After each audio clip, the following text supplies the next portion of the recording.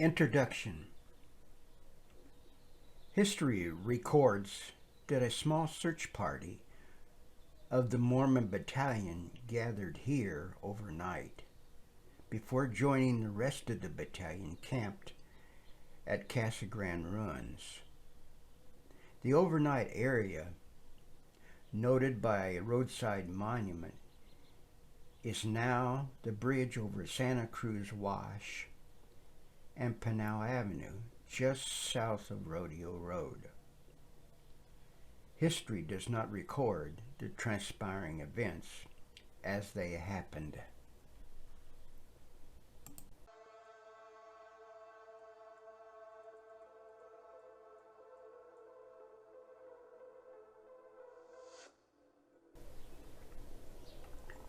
Jean Charbonneau sat near the campfire, nursing the effects of the day's march railing through his body.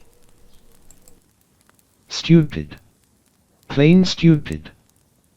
Marching double time from Tucson. Through that spiky cactus stuff. God must have had a off day when he made that miserable plant, gave it a simple name like Charler. I call them jumping needles from hell. Leaned back against the earthen wall and pulled his hat down over his eyes. Sparks from the mesquite fire traveled high overhead before dissolving into the night air. Still muttering to himself, he raised up, adjusting the all-night fire log. 6 to 9 miles, double time. Cores of a bet with them regulars. I bet them young Mormon greenhorns will think twice for blasting through them needles again. Ha. Painful night ahead, greenhorns. Ya here? Hey. Gringo. Ha. Who said that? Gringo. Is me, Herminio. On the other side of the wall. You make mucho noise. What's it to ya, Hermino? Tomorrow will be some of the same. Ah. Gringo. Maybe tomorrow we meet General Mariano Arista and is mucho guns. Charbonneau grunted a disapproving reply, knowing the Mexican General Mario Arista started this whole war skirmish by attacking America General Zachary Taylor troops on the Rio Grande. Chosen as lead scout by General Kearney for the Cook Party, exploring a wagon route. Applying his knowledge, Charbonneau had once heard of this place where they were camped while trapping for beaver at one time along the Gila River, further east. Some were saying that Casa Grande is a spooks place, Charbonneau. Best stay away. You could get your hair lifted without nearly a sound. Charbonneau looked high up in the earthen structure, rising silently in the moon-shrouded sky, desolate and empty for years, abandoned for some unknown reason.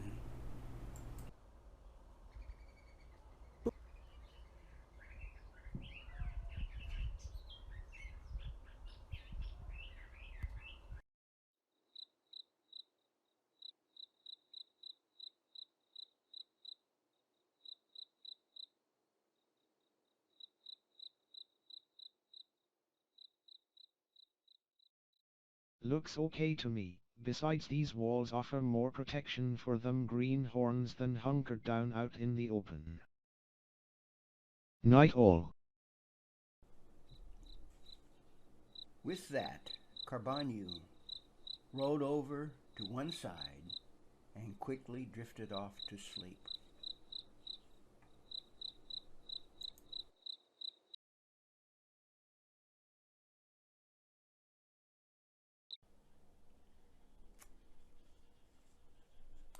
President James K. Polk had plans of expansionism for the United States. Desire to acquire California was primary on his agenda. California, a possession of Mexico. Polk sent an envoy to offer Mexico up to $20 million plus settlement of damage claims owed to Americans in return for California and the New Mexico territory. Polk's envoy was spurned without hearing the offer. Insisting, Polk sent General Zachary Taylor to parley with the Mexicans, now camped on the Rio Grande River, about the disputed area. To Mexican troops, this was aggression, and they attacked Taylor's forces.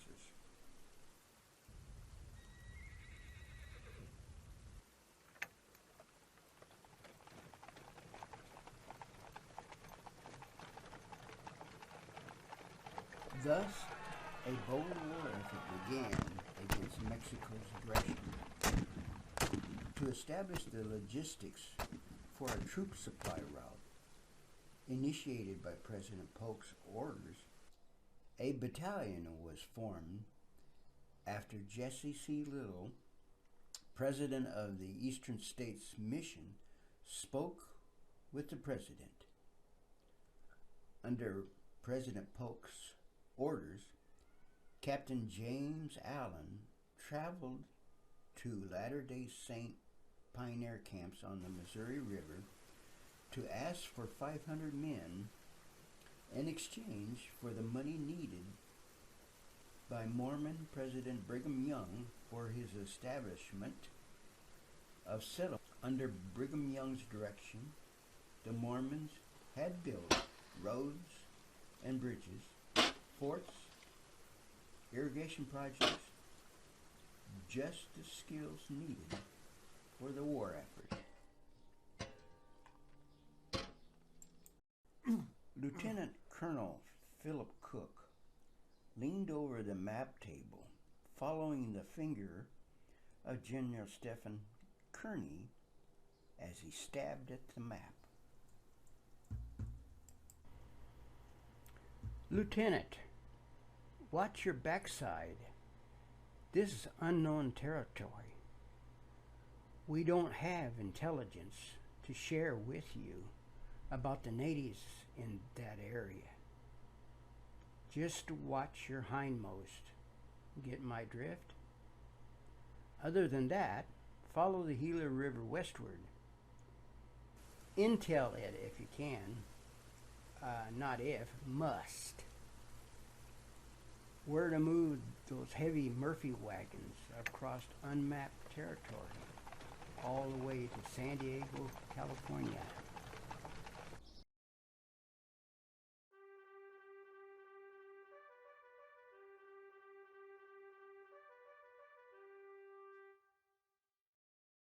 Battle-tested General Kearny straightened up and rested a hand on his sword that hung by his side, addressing the young West Pointer. Lieutenant, I don't have to tell you the complexities you will face. On top of it all, you are leading 500 young Mormon men untested in military protocol. Your West Point education, I'm sure, will bring them around. Lieutenant Philip Cook clicked his boot heels together. Sir, I serve the assignment that our president has given you. Good. Make me proud, son. Oh, and one more thing. When you get to New Mexico territory, a French half-breed by the name of Charbonneau, Jean-Baptiste Charbonneau, that is, he will meet up with you. He'll be your guide the rest of the way. Surly sort of old cuss, but he knows his stuff. You'll probably curse him some, he doesn't take orders easily. Follow him even so, he has trapped and mined this area before you were born. The two soldiers saluted each other as they parted. At West Point, Philip Cook studied defensive strategies applying one in particular, spectacular shock of noise. Riding ahead with a shiny brass bugle resting on his knee, which he raised to his lips at intervals, giving it a hearty blast.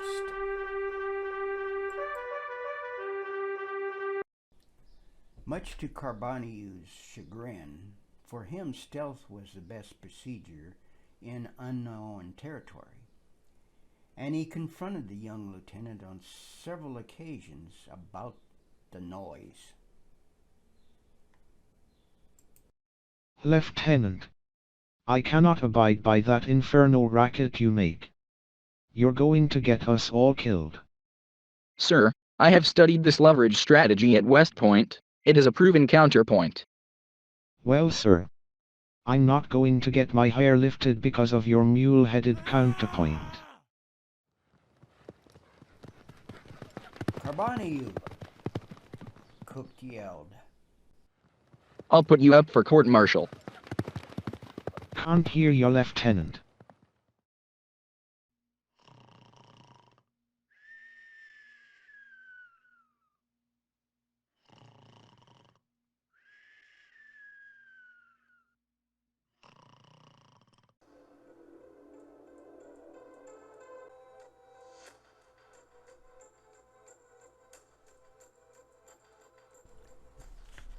Deeply respected by the likes of mountain men Jim Bridger, James Beckworth, and William Clark of the Lewis and Clark expedition, hunters and explorers. The son of a Shoshone Indian woman, Saskatchewan, Jean Carboniu was fluent in many languages, as well as trapping and hunting, an expert with a rifle, trail reading. His large, hulking body and low vocal tone commanded and earned respect among his peers. Going by his childhood name, Pomp, he was a man not to contend with. The day before arriving at the abandoned ruins, Pomp had been asked by Lieutenant Cook if he knew of a secure place to take his injured mess cook and his wife. Both had suffered wounds when the battalion was traveling through Charleston, Arizona, 9 miles south of Tombstone, Arizona.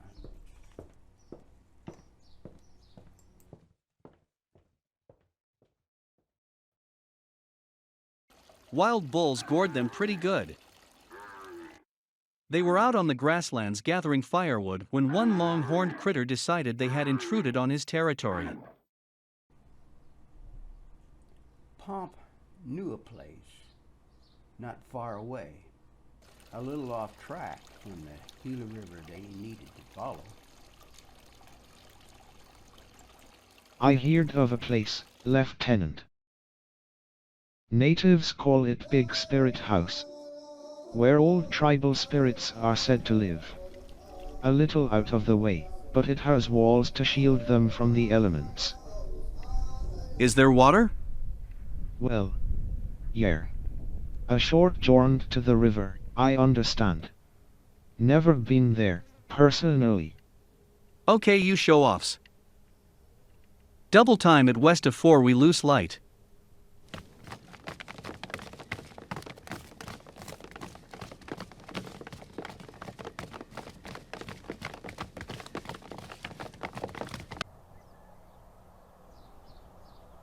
Sparse daylight topped the eastern hills when the sound of yelling rousted Pomp from a good dream. Gringo, Gringo, you wake.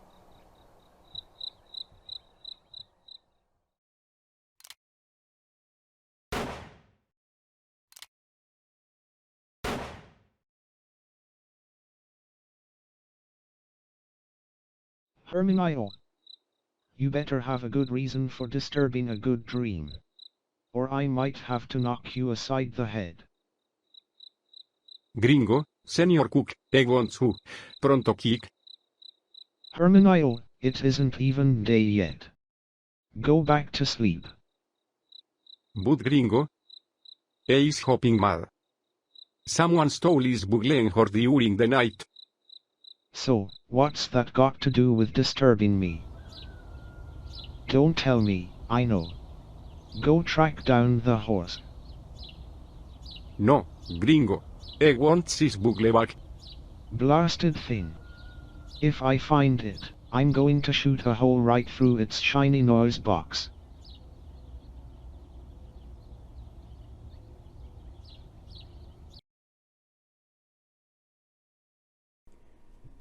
Three hours later, Pomp, Hermelio, and a small contingent of Mormon soldiers found the lieutenant's horse standing in a sand wash, head down, choya nodules stuck in its hide, the bugle still in a saddlebag. Boot prints in the dirt headed westward. Pomp surmised the erratic trail. Boot prints overlapped with small bare feet.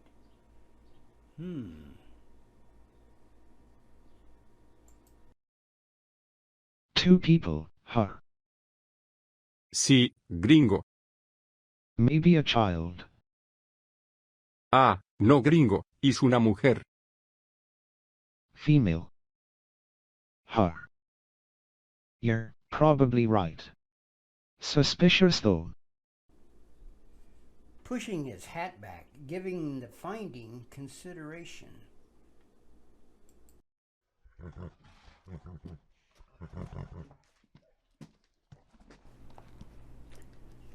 Pointing to a young soldier nearby, Pomp gave the order for him to clean up the lieutenant's mount and take it back to the main camp at the old ruins. Make sure that bugle is in the saddlebags and put it directly in the lieutenant's hands. No one else. Savvy. The young Mormon soldier acknowledged by leading the horse out of the wash.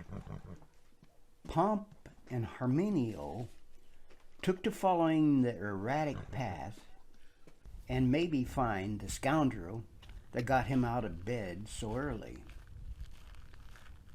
The footprints zigzagged through cactus and tangled brush. Strips of bloody cloth, bandages, were found snagged on choya and sage limbs. Then a downed tree revealed more bandages. A little further, two bodies. Gringo. Oh, over here. Is your hombre en una mujer? Are they dead? La mujer. Sí, hombre. Y my life. Lips moistened with a sip of water revealed he and his wife were treated by the battalion surgeon with drops of mercury for their kind of injuries. That night, fearing images of barbarian natives scalping throughout the camp, picked up his wife and the first horse he could find and hightailed west, following the wash. Historically, the prescribing of mercury was outlawed in later years. Today, known as a heavy neurotoxin poison to the human system.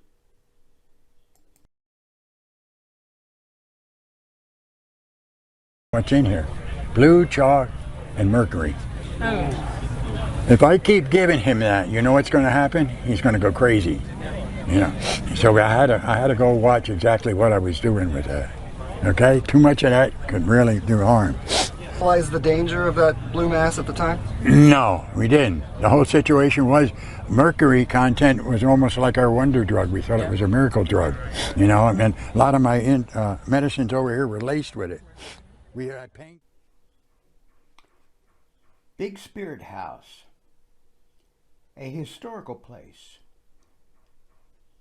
now a national monument called Casa Grande ruins, visited by tourists from around the world.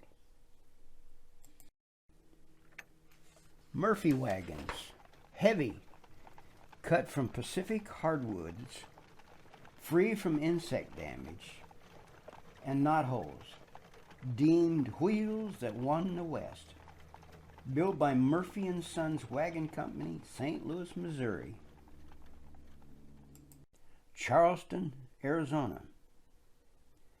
30 years later, became the cattle ranch of Newman Clayton, raising longhorn cattle, tough, drought-tolerant animals, adaptable for the fiery desert climate. Old Man Newton, affectionately called by sons Ike and Billy Clanton, they leaving their mark in the history at the OK Corral gunfight with Wyatt Earp. Billy and Ike were loosely affiliated with a group of outlaws called the Cowboys. Billy Clanton died in that shootout with Wyatt Earp. Ike ran away, later testifying in court against the Earps. 6 years later, Ike died, being pursued for cattle rustling.